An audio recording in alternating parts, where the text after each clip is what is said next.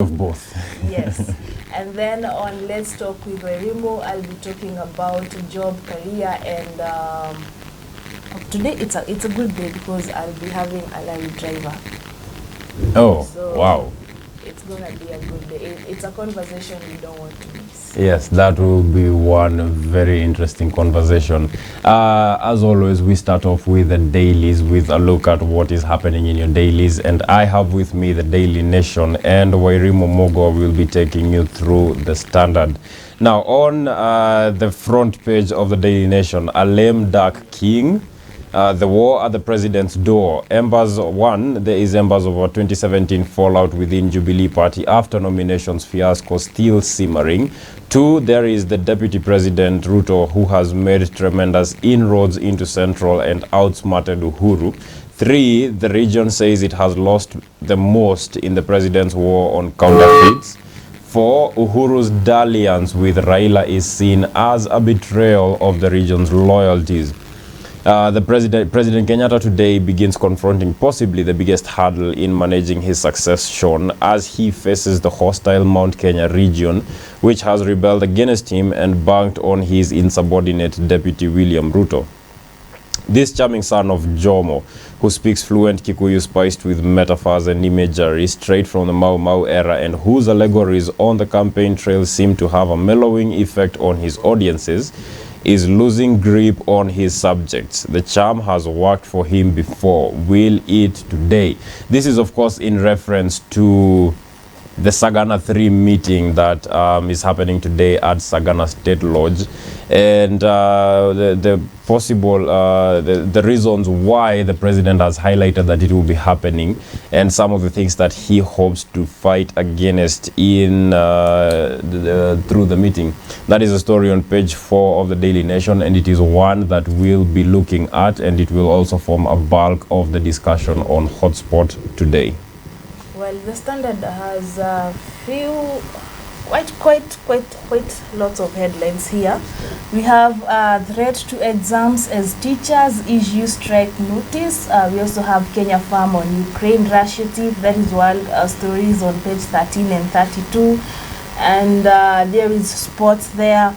There is also my children can defend themselves. Obado tells court, I'm not responsible for the acts of omissions of my grown-up children, says Migori governor in multi-million shilling for county fraud. That is on page 5 of the Standard newspaper. And it's a cartel country, says speaker on cost of food, a story that is on page 15. And the big story here is which way Mount Kenya as Uhuru to spill the beans. Well, a quick one here. As President Uhuru Kenyatta's backyard waits for an explanation on what went wrong in his political marriage with Deputy William Ruto, the big question is whether the vote-rich region will read from the same script as the head of state, a story that is in page 6 and 7 of the Standard newspaper. And to the other headlines making the stories in the Daily Nation, there is expect COVID wave in May, warns expert. The pattern of the pandemic in the country follows that of the flu season, according to a mathematical model by an infectious disease researcher, a story on page 8. And the AG makes a U-turn in Mumias Lee's case. Plans to revive Mila may be thrown into disarray after the state appeared to side with bidders seeking revocation of lease awarded to a Ugandan farm. That is on page 14. And on the back page is a story about Sosion Oyu in blame game on NAT deaths. The wrangles of the Kenya National Union of Teachers are far from over as current Secretary General Collins Oyu and his predecessor Wilson Sosion continue to trade accusations over the union's assets and debts. Yesterday, Mr. Sosion dared Mr. Oyu to make true his threat of taking him to court. Teachers, meanwhile, are the pawns in this game. That is a story on the back page of the Daily Nation. But first, let us look at page 4. That is the story about the Sagana State Lodge. Disparaged, humiliated, and chided, Uhuru faces his ghosts. President Kenyatta is an interesting person. When he stands behind the microphone, he transforms spectacularly from the thoroughbred son of a president to a charismatic, ebullient character with Shakespearean charm to boot. But in an unsettling poetic justice, his succession plan faces a threat from his home turf where Ruto, the man he ran together on a joint ticket to defeat Raila Odinga in 2013 and 2017, has succeeded in turning the region against him. In Sagana, it's game on. Now, to say that it's game on, I feel like is a bit of watering down how serious the situation is for the deputy president and his allies, because it is written here that to signal the gloves are off, the deputy president and his allies are not welcome in the meeting that the president's side has projected as a forum for the head of state to explain his achievement and undo the lies peddled in the region.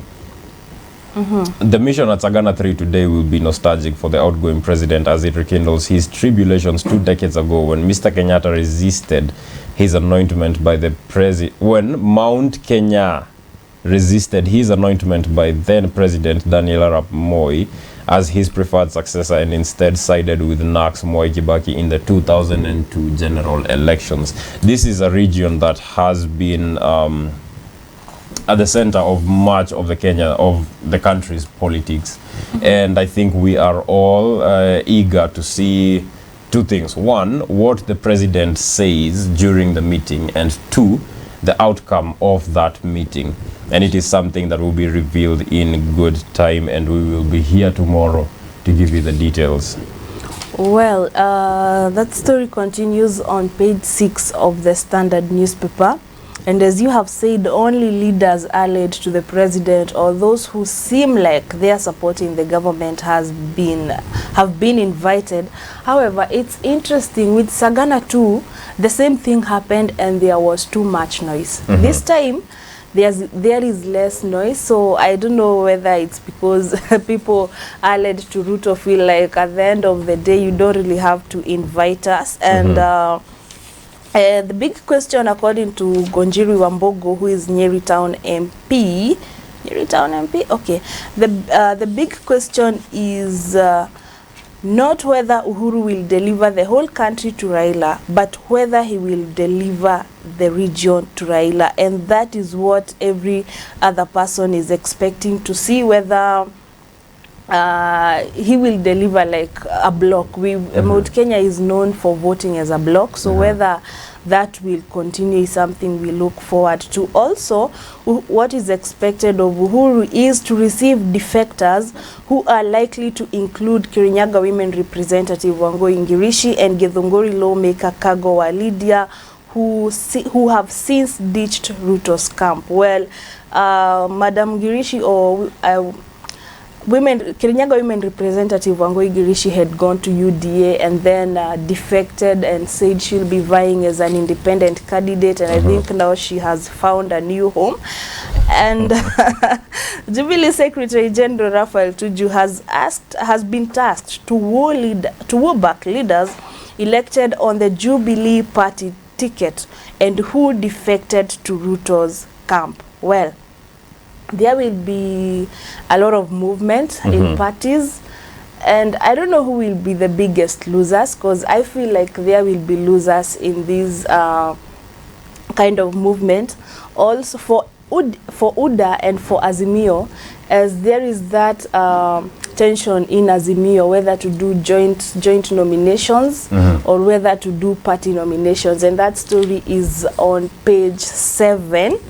As Jubilee unsettles Azimio parties in Mount Kenya, and there is the bone of contention is plans to zone regions and joint nomination, which party argues risk disrupting the strategy to market Raila's presidential bid in Mount Kenya region. Well, all these are issues that we could get answers from Uhuru's speech today at Sagana 3. So we'll be here to give you as it comes. That is, if it happens during hotspot, I'm sure we'll be able to give real-time feedback. However, we'll analyze the situation tomorrow after feedback and reactions from either parties. Yes, we'll look at the whole picture.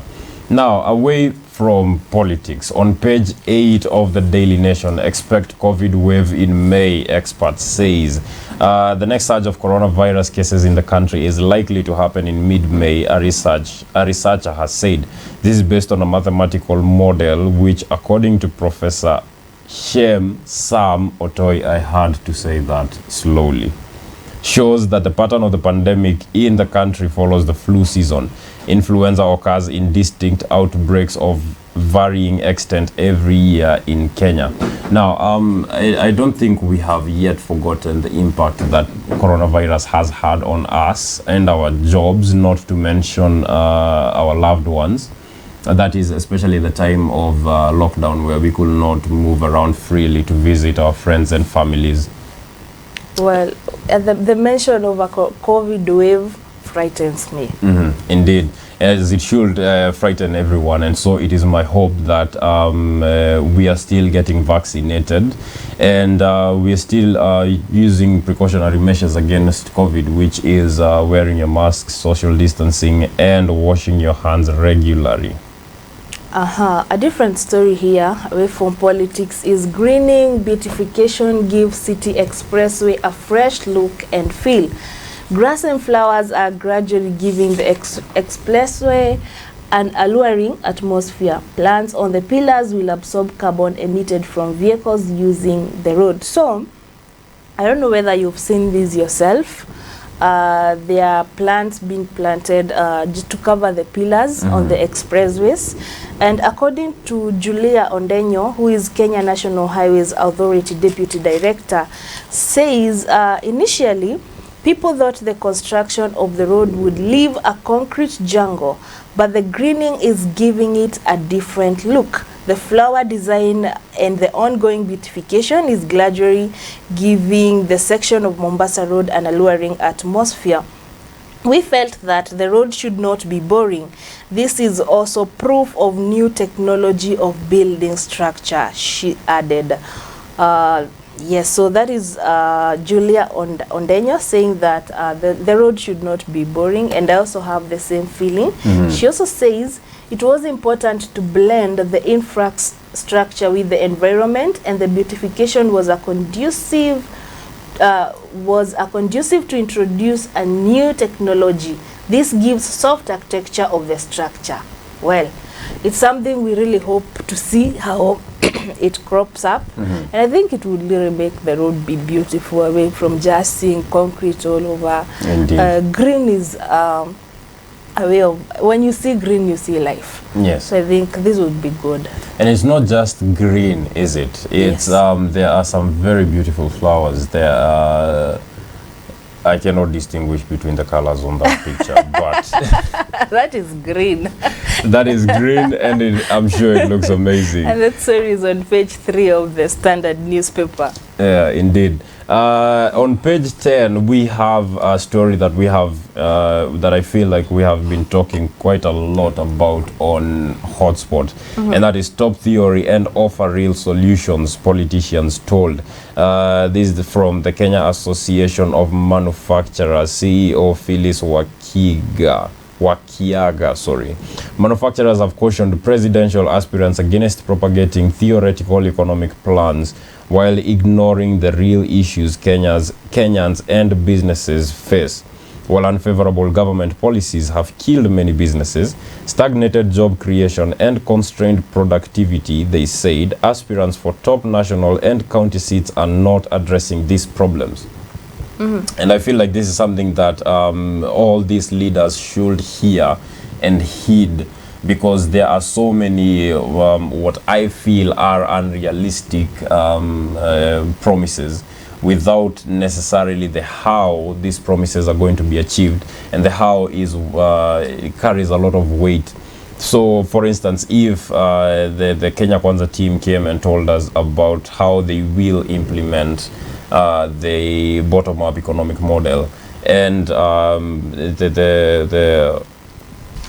Azimio team came and told us how they will implement the trickle-down model, and how businesses and jobs in the country, you know, basically employers and employees and everyone else in the country will benefit from these models, then it would be very different than just telling us, you know, the other team is known to be thieves, and then they say that the other team was unable to run the opposition, so will they be able to run the government, or such kind of things. I feel like these are the issues that they should be addressing, and which is something that they are not doing.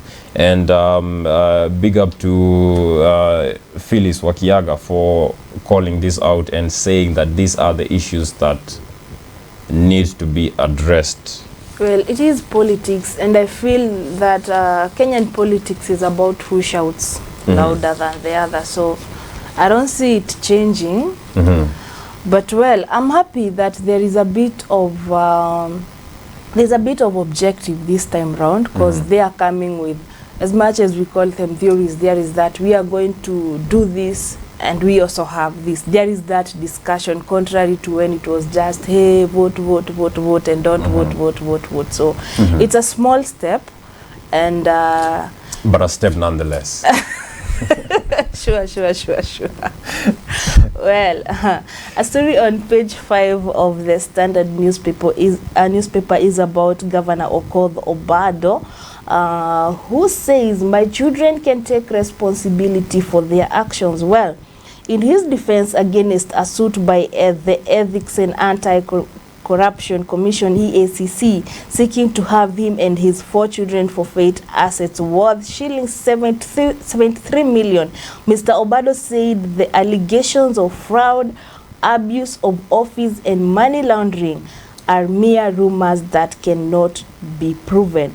If at all my money was embezzled, fraudulently and illegally obtained from the county government of Migori as alleged, then I was not involved and had no knowledge of such arrangement. I neither took part nor benefited from any such scheme. That is Obado in, as he tried to say that whatever EACC is blaming him for, he's not responsible. However, a quote-unquote here, although the EACC claimed Obado acquired the properties through his children, who are registered as owners, the governor stated that his children are old enough to defend themselves on how they acquired the properties without involving him.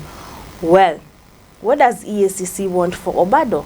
EACC wants Obado, his children Evelyn Othiambo, Dan Achola, Scarlett Susan, Jerry Zachary, as well as Koaga and his 13 companies to forfeit the assets valued at shillings 73 million, allegedly purchased using funds embezzled from the county government. Well, this is a story that we'll see happening in many other counties. I feel that Obado's case is just one of the many that will crop up. And I'm sure as the sitting governors go to seek for second terms, especially those that are seeking second terms, EACC will be on their neck. That I'm 100% sure. And my only prayer is that it does not be used politically. But there be justice. Yes, there is a tendency for justice to be clouded by politics, especially when our leaders are involved. And I do hope that this time that does not happen and justice prevails. Now, earlier on we were talking about the promises that are being made by the presidential candidates.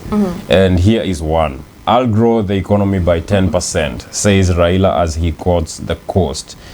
He continues to say, I will steer the country to an economic recovery trajectory with an initial growth of at least 10%, he told his supporters in Voi and Taita Taveta towns. He added that he had an elaborate plan to ensure the welfare and comfort of citizens were guaranteed. In his government, the state will support vulnerable groups such as widows, single mothers, the elderly, students, and the youth. And then he continues to say, all right, this is the bit that I found most interesting. These are programs aimed at ending extreme poverty in Kenya. We have identified several potential sources of money to fund the welfare programs. Key among them is running the corruption networks out of business. Now, when they say this, I ask myself one question. What has the Ethics and Anti-Corruption Commission been doing?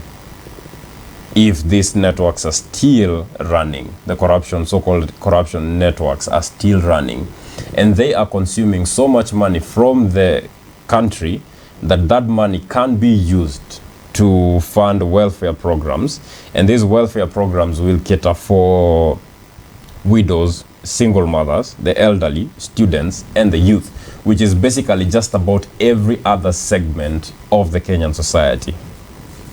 Well, that's it. That's politics. They will promise, and it's interesting how sitting MPs goes to Larry's, or sitting politicians go to Larry's and ask about the government. I always wonder, aren't you you people are in government, so why are you calling out to government? Which government are you calling up to? Indeed. It's something I still find difficult to understand, and until the day I understand that, then I'll know we are serious. Yes. Well, I do hope that day finally dawns on us, and I hope it happens soon. I'm on to the cartoon, the standard newspaper cartoon, and it's in two sets. We have a set of 3 men there. One who looks like a Kalasinga because of what he's wearing, the headscarf. And there is a person speaking whom we can't see, seated. I don't know whether it's next to the Kalasinga or somewhere, and says, "We can help you win an election." And there is another gentleman seated here. We can't see his face, we can't see anything, but he says, "We can help you lose an election." And a voice there, this voice being directed to a gentleman whom we could possibly know, says, "We can help you rig an election." Wow.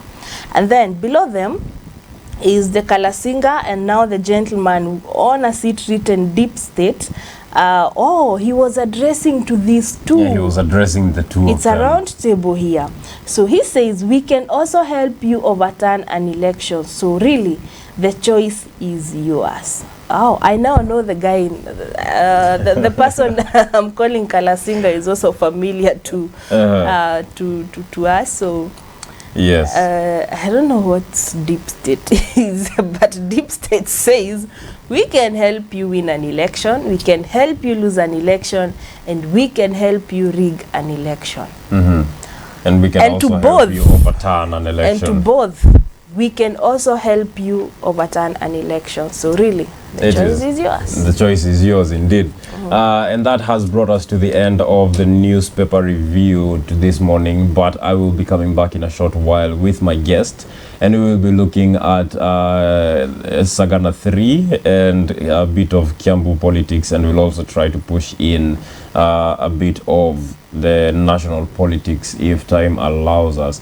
Wairumu Mugo will be coming up after that with Let's Talk on a very interesting conversation today that even I will have to sit in for, well, behind the camera, of course. Career choice and stigma. So be on the lookout. I'll be back. This is the Morning Dew Show here at Dissect TV. See you in a while.